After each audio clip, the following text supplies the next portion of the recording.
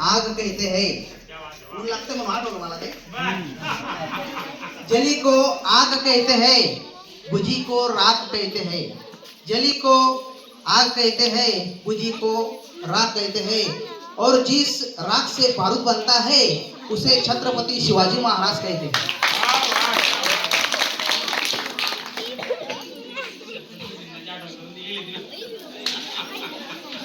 मित्रांनो, आपल्याला संविधानाची मूल्ये शिकवणारे आणि संविधान आपल्यासाठी लिहिणारे डॉक्टर बाबासाहेब आंबेडकर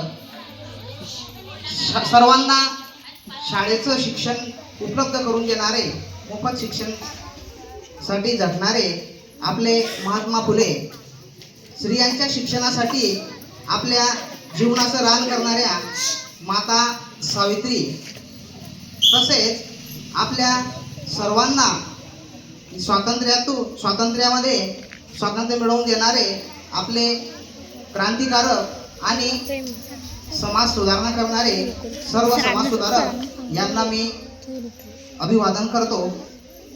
आपल्या शाळा व्यवस्थापन समितीचे अध्यक्ष माननीय किरण भाऊ चौधरी, उपाध्यक्ष आनंद भाऊ चव्हाण, भाऊसाहेब विनोद भाऊ पाटील, व्यवस्थापन समिती सदस्य संतोष भाऊ हळप, ईश्वर भाऊ निकम, मुख्याध्यापक युवराज दादा सुरळकर, आमचे या महिन्यातील मार्गदर्शक आणि सेवापूर्त होणारे सुनील दादा कोडी, आमच्या ज्येष्ठ भगिनी रमाईताई लोखंडे, आमच्या लहान भगिनी संध्याताई जानकर, आमचे पाहुणे पवार दादा, तसेच आम्हाला रुचकर भोजन देणाऱ्या आमच्या सरलाताई हिंगणे आणि गुरवताई यांना सुद्धा नमन करतो. विद्यार्थी मित्रांनो, प्रत्येकाने सांगितलं की शिवाजी महाराज शूर होते, शिवाजी महाराजांनी खूप लढाई केल्या, अफजल खानाला असा मारला, अफजल खानाला तसा मारला, आणि आपण चित्रपट सुद्धा बघत असतो की शिवाजी महाराजांनी खूप लढाया केल्या. तर आपल्या समोर शिवाजी महाराज हे फक्त लढाया करणारच होते का, असं चित्र निर्माण होतं. आणि शिवाजी महाराज यांनी फक्त लढायाच केल्या आणि लढाया करूनच आपल्या समोर एक हिंसक वातावरण निर्माण केलं जातंय. तर शिवाजी महाराज यांच्याविषयी भरपूर काही सांगण्यासारखं आहे. तर त्यांचा इतिहास आपल्या समोर सरांनी आताच मांडला. तर प्रत्येकाने सांगितलं की आपण शिवाजी महाराजांचा एक तरी गुण घेतला पाहिजे, शिवाजी महाराजांपासून काहीतरी शिकलं पाहिजे, त्यांचे गुण आपण आचरणात आणले पाहिजे. परंतु कोणी सांगितलं नाही कोणता गुण घ्यायला पाहिजे. तर मी शिवाजी महाराजांविषयी 2-4 गुण सांगणार आहे. त्यांच्यातील एक जरी गुण आपल्यामध्ये आपण अंमलात आणला तरी आजची शिवजयंती साजरी झाली हे आपण खऱ्या अर्थाने म्हणू शकतो.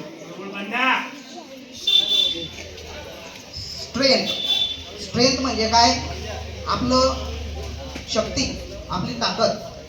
तर आपल्यामध्ये काय ताकद आहे, काय शक्ती आहे हे शिवाजी महाराजांनी जाणलं होतं.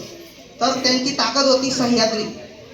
सह्याद्रीच्या कडे कपाळीमध्ये फक्त आपल्या मावळ्यांनाच, आपल्या मराठ्यांनाच चालता येत होतं, मराठ्यांनाच त्यामध्ये लपून शत्रूशी लढता येत होतं. म्हणून शिवरायांनी सह्याद्रीची ताकद ओळखली आणि ती स्ट्रेंथ बनवली आणि त्यातून आपल्या स्वराज्य निर्मितीसाठी त्याचा फायदा करून घेतला. म्हणून मित्रांनो, शिवरायांमध्ये हा जो गुण होता, आपली शक्ती ओळखण्याचा, आपली ताकद ओळखण्याचा, आपली स्ट्रेंथ काय आहे ती जाणून घेण्याचा, तो गुण आपण आपल्यामध्ये अंगीकारला पाहिजे. त्यानंतर दुसरा गुण सांगतो मी तुम्हाला. डब्ल्यू वरून येतो आपल्याला विकनेस. विकनेस हा शब्द लक्षात ठेवा. तर विकनेस म्हणजे काय, कमतरता. आपल्यामध्ये काय कमतरता आहे. तर शिवाजी महाराजांनी हे सुद्धा जाणलं होतं की आपल्या या समाजामध्ये काय कमतरता आहे.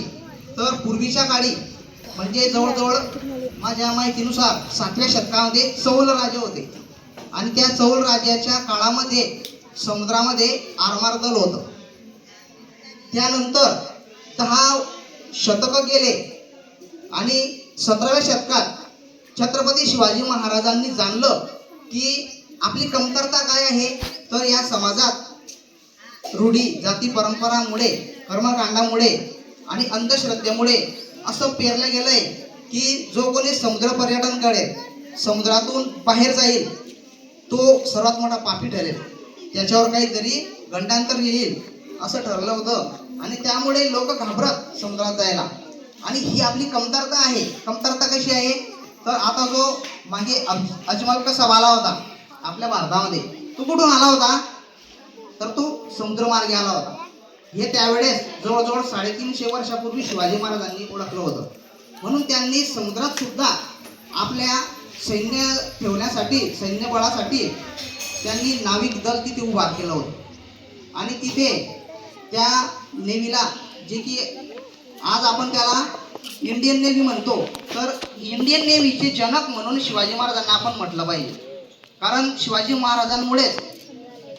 महाराजांनी इंग्रजांपासून, पोर्तुगीजांपासून स्वराज्याचं रक्षण करण्यासाठी समुद्रामध्ये सैन्य ठेवलं आणि त्याला आरमार दल असं नाव दिलं. तर हा झाला दुसरा गुण, की आपली कमतरता ओळखायची आणि तिची ताकद बनवायची आणि आपल्या विकास करून घ्यायचा. हा झाला दुसरा गुण. तिसरा गुण आहे, ओ शब्द लक्षात ठेवा तुम्ही, अपॉर्च्युनिटी. अपॉर्च्युनिटी म्हणजे काय, संधी. आताच आपल्याला पवार सरांनी सांगितलं की अफजल खान हा खूप मोठा 7-8 फुटाचा राक्षस आपल्या महाराष्ट्रावर चालून आला होता आणि इतक्या मोठ्या माणसाला मारणं म्हणजे काही साधा जोक नाही. तर याच अफजल खानाने शिवाजी राजांच्या भावाला, संभाजी राजांना सुद्धा संपवलेलं होतं. तर असा हा अफजल खान हा संकट होता. आणि हे संकट नाही, तर या संकटाची संधी निर्माण करायची. जर आपण या अफजल खानला मारलं, ही आपल्याला कळलं, आपल्याला चालून आलेली संधी आहे. जर आपण यांना मारलं तर आपलं पूर्ण हिंदुस्थानवर वचक बसेल आणि आपल्या स्वराज्याच्या वाट्याला कोणी जाणार नाही. म्हणून त्यांनी ही संधी ओळखली आणि या संधीचं रूपांतर त्यांनी, ही संधी प्राप्त करून घेण्यासाठी सर्व सज्ज झाले आणि अफजल खानाचा वध केला. म्हणून आपण संधी ओळखणे शिकले पाहिजे आणि त्या संधीचा जीवनात योग्य वेळी वापर करून घ्यायला शिकले पाहिजे. हा तिसरा गुण आपण शिवरायांकडून घेतला पाहिजे. त्यानंतर चौथा गुण सांगतो, टार्गेट. टार्गेट म्हणजे काय, ध्येय. तर आपल्या समोर काहीतरी ध्येय पाहिजे. आता शिवाजी महाराजांसमोर ध्येय होतं. त्यांच्या जन्माच्या आधीपासून त्यांचं ध्येय ठरलेलं होतं की त्यांना स्वराज्य निर्माण करायचं होतं. शहाजी राजांनी आणि माता जिजाऊंनी असं पेरलं होतं की आपल्याला स्वराज्य निर्माण करायचंच आहे. म्हणून त्यांच्या समोर एकच ध्येय होतं की आपल्याला स्वराज्य निर्माण करायचं आहे. म्हणून प्रत्येक व्यक्तीने आपल्या समोर एक ध्येय ठेवलं पाहिजे. आता तुम्ही विद्यार्थी आहात, तुम्ही काही स्वराज्य निर्माण करू शकत नाही, परंतु तुमच्या स्वतःचं एक ध्येय पाहिजे की मला जीवनात एखादा अधिकारी बनायचं आहे, मला जीवनामध्ये एखादा चांगला नागरिक बनायचं आहे. कोणी म्हणेल की मला एक इमानदार राजकारणी बनायचं आहे. तर असे तुमचे वेगवेगळे ध्येय तुम्ही आतापासून जर ठरवले तर तुम्ही त्या ध्येयाच्या दिशेने वाटचाल करण्यासाठी तुम्हाला मार्ग सापडतील. म्हणून शिवाजी महाराजांपासून आपण हा गुण सुद्धा घेतला पाहिजे की आपण आपले ध्येय निश्चित केले पाहिजे. त्यानंतर आपण शिवाजी महाराज यांनी प्रतापगडावर माता भवानीचं मंदिर बांधलं आणि त्या भवानी मंदिरामध्ये जी भवानी मातेची मूर्ती होती, त्या मूर्तीचा अभिषेक सोहळा झाल्यानंतर त्या मूर्तीचं जे आपण जशी शिवाजी महाराजांची आरती घेतो तशी आरती घेण्याचा जो कार्यक्रम होता, तर तो आरतीचा मान शिवाजी महाराजांनी अस्पृश्य लोकांना दिला. तर अस्पृश्य लोकांना मान दिल्यानंतर तेथील जे पुजारी लोक होते, जे पंडित लोक होते, त्यांना ते खटकलं. त्यांनी लगेच बोलून दाखवलं की या अस्पृश्यांना मूर्तीला हात लावण्याचा सुद्धा अधिकार नाही, यांना मंदिरात येण्याचा अधिकार नाही आणि तुम्ही यांना आरतीचा मान देताय.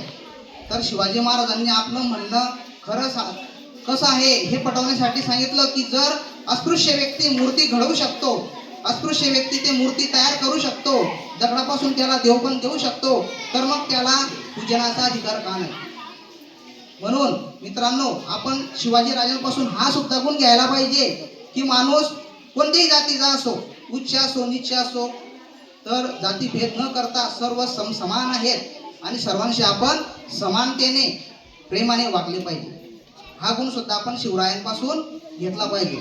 आता मला एक सांगावंसं वाटतं की प्रत्येक जण म्हणतो की अहिल्याबाई होळकर धनगर समाजाच्या, वाल्मिकी ऋषी कोळी समाजाचे, नंतर महात्मा फुले माळी समाजाचे, असं प्रत्येकानं वाटून घेतलंय. प्रत्येकाने आपापल्या जातीमध्ये वाटून घेतलंय. परंतु त्यावेळेस शिवाजी महाराजांच्या सैन्यामध्ये जर कोणाला विचारलं की का रे बाबा तू कोण, तर तो असं म्हणत नव्हता मी सुतार. तू कोण, मी तेली, असं तो म्हणत नव्हता. तर तो डायरेक्ट सांगायचा मी मावळा आहे, मी मराठा आहे. आता मराठा या शब्दाचा अर्थ काय?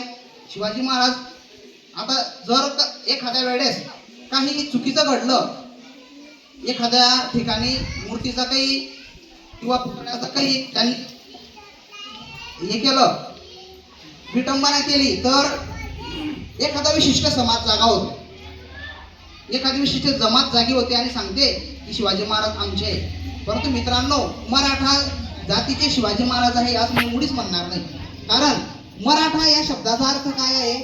मर आठा, मर हट्टा, म्हणजे जो मरल्यावर सुद्धा हटत नाही, मेल्यावर सुद्धा मागे फिरत नाही, त्याला मराठा म्हणायचं. मग शिवाजी महाराज अशा मावळ्यांसोबत होते, त्यांच्यासोबत अशी व्यक्ती होते की जे स्वतःला मराठा म्हणत, त्यांच्यामध्ये सर्व जातीचे लोक होते. म्हणून शिवाजी महाराज हे फक्त एकाच जातीचे नाही, तर ते सर्व जातीचे आहेत, सर्व धर्मांचे आहेत. त्यांच्या जातीमध्ये, त्यांच्या धर्मामध्ये आपण एका विशिष्ट जातीला देऊन त्या राजांचं महानपण आपण कमी करतोय. म्हणून मी सर्वांना असं सांगू इच्छितो की शिवाजी महाराजांनी कधी कुणाला उच्च नीच समजलं नाही, जातीत भेदाभेद केला नाही. म्हणून आपण सर्वजण त्यांच्या या हा गुण की सर्वांना समान लेखण्याचा गुण आपण घेतला पाहिजे. तर एवढे गुण जे तुम्हाला सांगितले, त्यातील एक गुण जरी आपण अंगीकारला आणि तो वर्षभर पाळला तरी सुद्धा आपण शिवजयंती साजरी केली असं त्याचं फलित होईल. एवढे बोलून मी माझे भाषण संपवतो. जय हिंद, जय शिवराय.